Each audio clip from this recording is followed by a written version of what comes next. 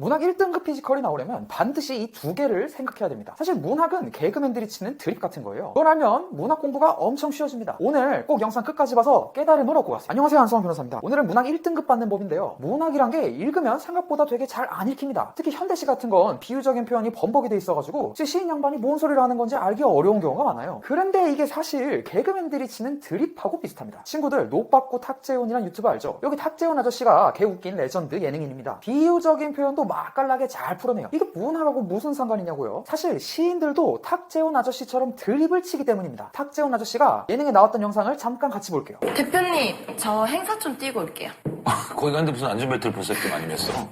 무슨 안전벨트예요? 몸에 벨트가 많아. 재밌게 잘 보셨죠? 이 드립이 웃긴 이유가 뭘까요? 안전벨트 드립이 왜 웃긴 겁니까? 네, 맞습니다. 당연히 여자분의 의상이 안전벨트처럼 생겨서 그래요. 이 검정색 끈이 안전벨트랑 되게 비슷하게 생겼잖아요. 그런데 또 사람들이 웃는 이유가 있죠? 이 여자분은 지금 무슨 상황인가요? 맞습니다. 행사에 가려는 상황이죠. 행사에 가려면 자동차를 타야 되고요. 그리고 자동차를 타면 안전벨트를 매야겠죠. 그래서 탁재훈 아저씨가 거기 가는데 무슨 안전벨트를 벌써 그렇게 많이 맸어? 라고 드립을 치면 이 상황과 맥락에 맞는 표현이어서 웃긴 겁니다. 요약을 하면 첫 번째로 의상의 끈이 안전벨트랑 비슷해서 유사해서 웃긴 거고요. 두 번째로는 상황과 맥락상 자동차를 타야 될 상황이고 안전벨트를 매야 될 상황이니까 맥락에 맞아서 웃긴 겁니다. 탁재훈 아저씨가 친절하게 거기 가는데 무슨 안전벨트를 벌써 그렇게 많이 맸어? 라고 길게 설명을 해줬지만 제 생각엔 야 벌써 안전벨트를 많이 맸네 라고 추격해서 말해도 웃겼을 겁니다. 사실 시인들은 이런 식으로 뻔한 걸 뻔하지 않게 보는 사람들이에요. 우리가 저 여자분을 봤으면 의상에 끈이 많구나 뭐 이 정도 생각을 했겠죠. 그러니까 어떤 부분에서 보면 탁재훈 아저씨도 훌륭한 시인이라고 볼 수 있는 거죠. 그렇다면 실제 시에서는 어떻게 표현할까요? 예를 들어서요. 정지용의 향수라는 시를 보면 옛 이야기 지줄대는 실개천 이란 표현이 있습니다. 일단 지줄대다라는 단어가 뭔 뜻인지 모르겠어요. 저도 모릅니다. 국어사전을 찾아보면 거침없이 다정하고 나긋나긋한 소리를 내다라는 뜻인데 우리가 무슨 국립국어연구원도 아니고 이런 단어를 어떻게 합니까? 국어사전을 씹어먹고 통암기한 사람이나 아는 표현인 거죠. 그런데 사실 생각해보면 옛 이야기를 지줄대는 실개천이라고 했을 때 지줄댄다. 이 지줄댄다가 뭔가 조잘된다 하고 느낌이 비슷하지 않나요? 그래서 옛 이야기 조잘되는 실개천 뭐 이런 식으로 생각을 할 수도 있고요. 만약 그렇게 유추가 안 되면요. 옛 이야기를 땡땡 하는 실개천이잖아요. 뭘 하겠어요? 옛 이야기를 말하거나 듣거나 둘 중 하나겠죠. 그런데 맥락상 듣는다보다 말한다가 더 합리적이니까 옛 이야기를 말하는 실개천 뭐 이런 식으로 느낌을 유추할 수도 있겠죠. 여러 가지 방법으로 유추가 가능합니다. 그런데 여러분들 여기서 또 문제가 있죠. 실개천이 옛 이야기를 말할 수가 있나요? 일단 말을 할 수가 있습니까? 개천이? 못하죠. 그런데 시인들은 개천이 갑자기 말한다 이런 소리를 합니다. 그럼 뭘 보고 말한다고 하는 걸까요? 그렇겠죠. 개천이니까 흘러가겠죠. 흘러가는 걸 보고 흘러가는 모습이 말하는 것과 비슷하다 이런 느낌을 받은 거죠. 그래서 비유적으로 실개천이 흘러가는 모습을 옛 이야기 지줄대는 실개천이라 표현한 겁니다. 사실 이 대목 전체를 보면 옛 이야기 지줄대는 실개천에서 끝나는 게 아니라 옛 이야기 지줄대는 실개천이 휘돌아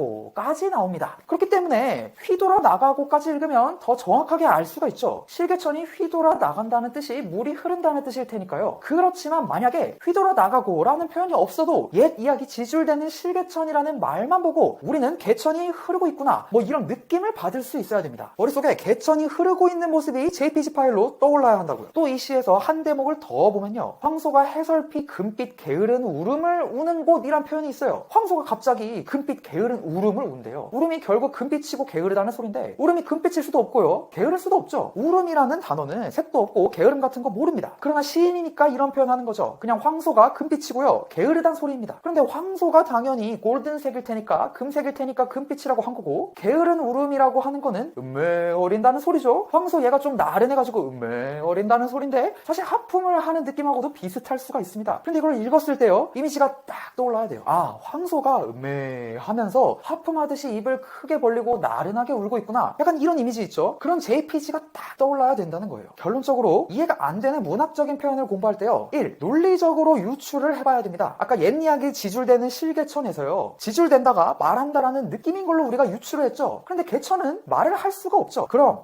개천이 흐르는 걸 말하는 거라고 하겠구나라고 좀 상상력을 발휘하면 유추가 되잖아요. 이렇게 단계적으로 분석을 해보는 겁니다. 그런 다음 이 JPG를 이미지 파일을 생각해보는 겁니다. 개천이 흐르는 이미지 이미지, 황소가 음물거리는 이미지 깔끔하게 떠올려줘야 해요. 예를 들어 파르라니 깎은머리 박사 고깔에 감추오고 조지훈의 승무라는 시를 보면 이런 대목이 있는데 머리를 깎은 승려가 고깔을 쓰고 있는 그런 이미지가 딱 떠올라 버려야 합니다. 만약에 탁재훈 아저씨의 안전벨트 드립이 시라고 치면요, 여러분은 그 시를 읽었을 때, 그 대목을 읽었을 때 검은색 끈이 많은 의상을 입은 여자의 모습이 떠올라야 되는 겁니다. 그러니까 시를 공부할 때 너무 어렵게 생각을 하지 마세요. 그냥 개그맨들이 드립치는 거하고 비슷하다, 예능인들이 드립치는 거랑 유사하다라고 생각하시면 됩니다. 이런 걸 스스로 생각을 한 번씩 해보고 판단을 할 때 여러분의 문학 실력이 많이 늘어요. 특히 현대시 같은 경우에는 짧잖아요. 길이가 짧기 때문에 초압축적이고 함축적일 수밖에 없습니다. 근데 그걸 아무 생각 없이 그냥 눈으로 대충 읽고 넘어가면요, 진짜 뭔 말인지 1도 모릅니다. 공부가 하나도 안 돼요. 그렇기 때문에 1단계 논리적으로 유추해본다, 2단계 그림으로 떠올려본다, 이 과정을 하루 30분씩 꼭 연습해 보십시오. 강추합니다.